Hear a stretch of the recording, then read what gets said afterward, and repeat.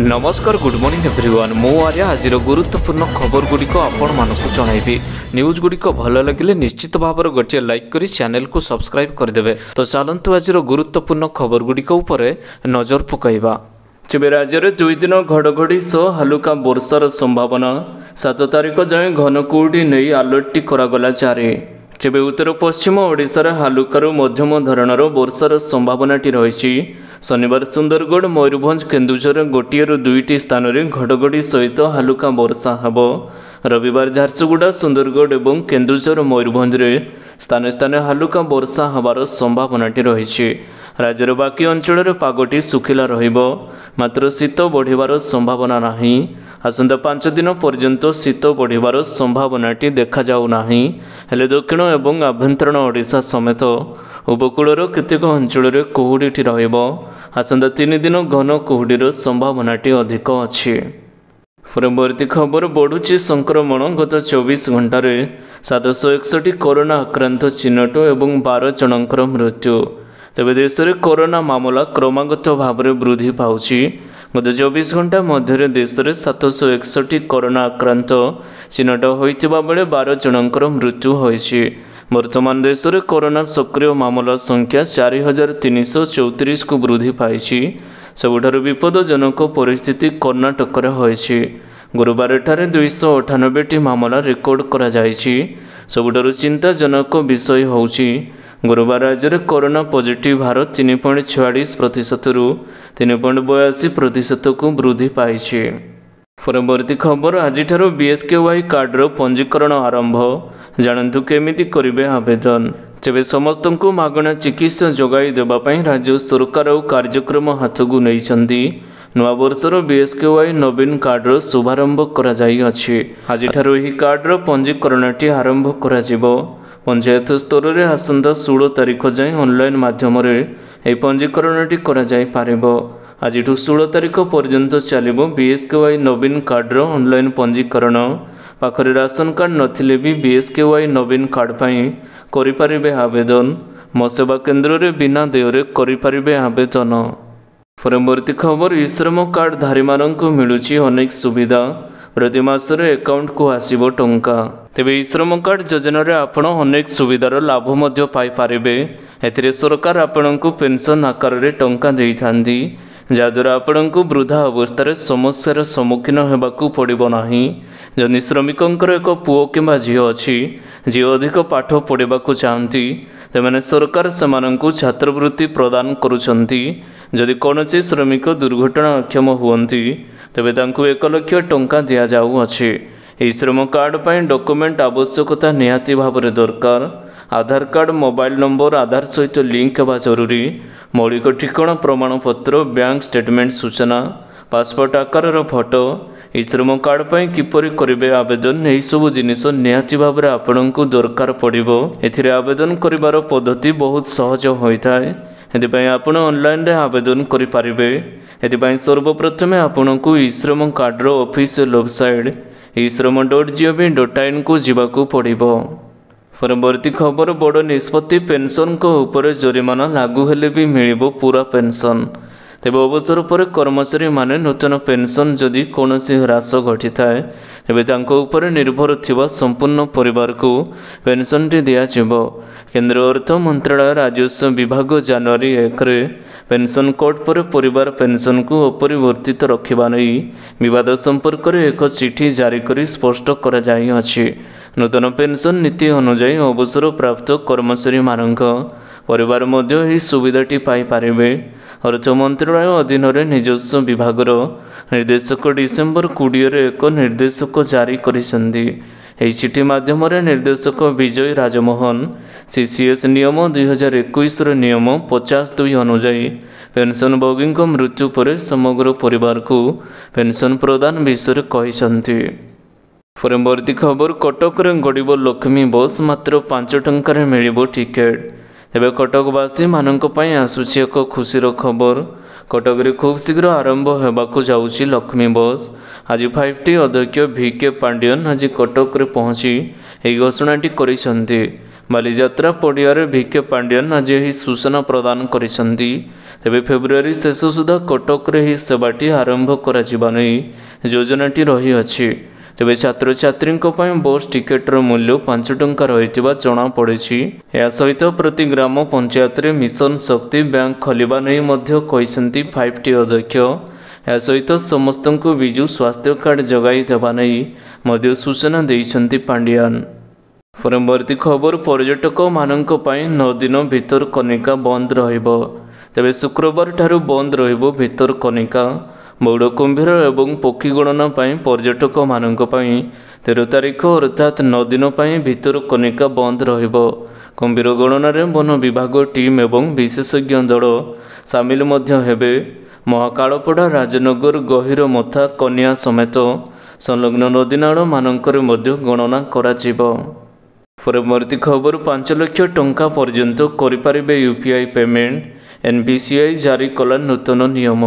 ତେବେ unified payment interface UPI ବ୍ୟବହାରକାରୀମାନଙ୍କ ପାଇଁ ଖୁସିର ଖବର ରହିଛି।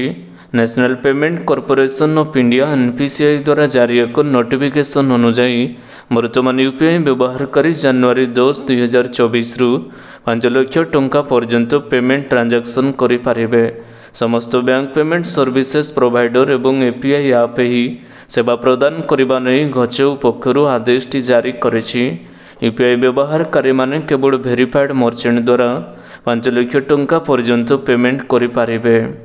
ପରବର୍ତ୍ତୀ ଖବର, ପୁଣି ଲେଉଟିଲା ଶୀତ। ସର୍ବନିମ୍ନ ତାପମାତ୍ରା 7 ଡିଗ୍ରୀ। ତେବେ କିଛି ଦିନ ବ୍ୟବଧାନ ପରେ ପୁଣି ଜିଲ୍ଲା ଉଦୟଗିରିକୁ ଲେଉଟିଛି ଶୀତ। ଶୁକ୍ରବାର ସର୍ବନିମ୍ନ ତାପମାତ୍ରା 7 ଡିଗ୍ରୀ ସେଲସିୟସ୍ ରହିଛି ବୋଲି ଜିଲ୍ଲା ଉଦୟଗିରି କୃଷି ଗବେଷଣା କେନ୍ଦ୍ରରେ ଥିବା ପାଣିପାଗ ବିଭାଗ ଅଧିକାରୀଙ୍କ ଠାରୁ ଜାଣିବାକୁ ମିଳିଛି। ଗୁରୁବାର 9.4 ଡିଗ୍ରୀ ସେଲସିୟସ୍ ରହିଥିଲା। ପୁଣି ଥରେ ଶୀତ ଫେରିବା ଏବଂ ଘନ କୁହୁଡ଼ି ଯୋଗୁଁ ସାଧାରଣ ଜୀବନଯାତ୍ରା ପ୍ରଭାବିତ ହେଉଛି। ସକାଳ 10ଟା ପର୍ଯ୍ୟନ୍ତ ଘରୁ ବାହାରିବା କଷ୍ଟକର ହୋଇପଡ଼ୁଛି। ପରବର୍ତ୍ତୀ ଖବର, ପେନ୍ସନ ସ୍କିମ୍କୁ ନେଇ EPFର ବଡ଼ ଅପଡେଟ୍। 5 ମାସ ପର୍ଯ୍ୟନ୍ତ ବଢ଼ିଲା ଡେଡ୍ଲାଇନ୍। ଏବେ କର୍ମଚାରୀ ପେନ୍ସନ ସ୍କିମ୍ EPS ଅଧୀନରେ ଅବସର ସମୟରେ EPF ଅପେକ୍ଷା ଅଧିକ ପେନ୍ସନ ପାଇବା ପାଇଁ ଏକ ଉଚ୍ଚ ପେନ୍ସନ ସ୍କିମ୍ ପ୍ରଣୟନ କରାଯାଇଅଛି, ଯେଉଁଥିରେ ୱାଗେ ଡିଟେଲ୍ସ ଇତ୍ୟାଦିରେ ଅପଲୋଡ୍ କରିବାର ଶେଷ ତାରିଖ ଥିଲା ଡିସେମ୍ବର 31, 2023। ଶ୍ରମ ଏବଂ ନିଯୁକ୍ତି ମନ୍ତ୍ରଣାଳୟ ବୁଧବାର କହିଛନ୍ତି ଯେ ଏହି ସମୟ ସୀମା ବର୍ତ୍ତମାନ 5 ମାସକୁ ବୃଦ୍ଧି କରାଯାଇଅଛି। ଏହି ଯୋଜନା ପାଇଁ ଆବେଦନ କରୁଥିବା ସେହି କର୍ମଚାରୀମାନଙ୍କ ବେତନ ବିବରଣୀ ଅପଲୋଡ୍ କରିବାକୁ ନିଯୁକ୍ତିଦାତାଙ୍କର ମେ 31, 2024 ପର୍ଯ୍ୟନ୍ତ ସମୟ ରହିଛି। ନଭେମ୍ବର 4, 2022ରେ ସୁପ୍ରିମକୋର୍ଟ ନିର୍ଦ୍ଦେଶ ଅନୁଯାୟୀ ଉଚ୍ଚ ପେନ୍ସନର ଏହି ଯୋଜନାଟି 26/2/2023 ଆରମ୍ଭ ହୋଇଥିଲା, ଯାହାକି ପୂର୍ବରୁ 3/5/2023 ପର୍ଯ୍ୟନ୍ତ ରହିଥିଲା। ପରବର୍ତ୍ତୀ ଖବର, ରାଜ୍ୟରେ ଖୋଲିବ ଆଉ 18ଟି ସରକାରୀ +3 କଳା ଡିଗ୍ରୀ କଲେଜ। ତେବେ ଉଚ୍ଚଶିକ୍ଷାକୁ ବୁଷ୍ଟର ଡୋଜ୍। ରାଜ୍ୟରେ ଖୋଲିବ ଆଉ 18ଟି ସରକାରୀ +3 କଳା ଡିଗ୍ରୀ କଲେଜ। 2024-25ରୁ ଏହି କଲେଜ ଖୋଲିବ ଏବଂ ପାଠପଢ଼ା ହେବ ବୋଲି ଉଚ୍ଚଶିକ୍ଷା ବିଭାଗ ବିଜ୍ଞପ୍ତି ପ୍ରକାଶ କରିଛି। ଅପହଞ୍ଚ ଇଲାକାରେ ଉଚ୍ଚଶିକ୍ଷା ପ୍ରସାର ପାଇଁ ସରକାର ଏହି ପଦକ୍ଷେପ ନେଉଛନ୍ତି ବୋଲି ପ୍ରେସ୍ ବିଜ୍ଞପ୍ତିରେ କୁହାଯାଇଅଛି। ନବରଙ୍ଗପୁରରେ ସର୍ବାଧିକ 4ଟି ଖୋଲିବ +3 କଳା ଡିଗ୍ରୀ କଲେଜ। ସେହିପରି ରାୟଗଡ଼ା, ସୁନ୍ଦରଗଡ଼ରେ ଦ୍ୱିତୀୟ ସର୍ବାଧିକ 3ଟି ଲେଖାଏଁ +3 କଳା ଡିଗ୍ରୀ କଲେଜ ଖୋଲିବାକୁ ଯାଉଛି।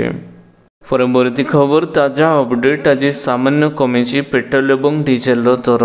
ତେବେ ଗାଡ଼ିରେ ତେଲ ପକାଇବା ପୂର୍ବରୁ ଜାଣି ନିଅନ୍ତୁ ଆଜି କେତେ ରହିଛି ତେଲର ଦର। ତେଳ କମ୍ପାନୀଗୁଡ଼ିକ ଜାରି କରିଥିବା ପେଟ୍ରୋଲ ଏବଂ ଡିଜେଲ ମୂଲ୍ୟରେ ଅପରିବର୍ତ୍ତିତ ଆସିଅଛି। ଭୁବନେଶ୍ୱରରେ ଆଜି ପେଟ୍ରୋଲ ଦର 103 ଟଙ୍କା 11 ପଇସା ରହିଥିବା ବେଳେ ଡିଜେଲ ଦାମ ପ୍ରତି ଲିଟର ପିଛା 94 ଟଙ୍କା 78 ପଇସା ରହିଛି। ସେହିପରି ଦେଶର ପ୍ରମୁଖ ସହରରେ ବି ପେଟ୍ରୋଲ ଏବଂ ଡିଜେଲର ଦର ଅପରିବର୍ତ୍ତିତ ରହିଛି।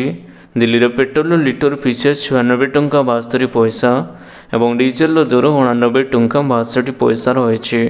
ମୁମ୍ବାଇରେ ପେଟ୍ରୋଲ ଲିଟର ପିଛା 106 ଟଙ୍କା 31 ପଇସା ହୋଇଥିବା ବେଳେ ଡିଜେଲ ଲିଟର ପିଛା 94 ଟଙ୍କା 27 ପଇସା ରହିଛି। ସେହିପରି କୋଲକାତାରେ ପେଟ୍ରୋଲ ଦର 106 ଟଙ୍କା 3 ପଇସା ଥିବାବେଳେ ଡିଜେଲ ଦର 92 ଟଙ୍କା 76 ପଇସା ରହିଛି। ପରବର୍ତ୍ତୀ ଖବର, ପୁରୀ ପରିକ୍ରମା ପ୍ରକଳ୍ପର ଲୋକାର୍ପଣ ପାଇଁ ଆସନ୍ତା 12 ତାରିଖରୁ ଆରମ୍ଭ ହେବ ଯଜ୍ଞ। ତେବେ ଜାନୁଆରୀ 17 ତାରିଖରେ ଶ୍ରୀମନ୍ଦିର ପରିକ୍ରମା ପ୍ରକଳ୍ପର ଲୋକାର୍ପଣ ଉତ୍ସବ ଆରମ୍ଭ ହେବ।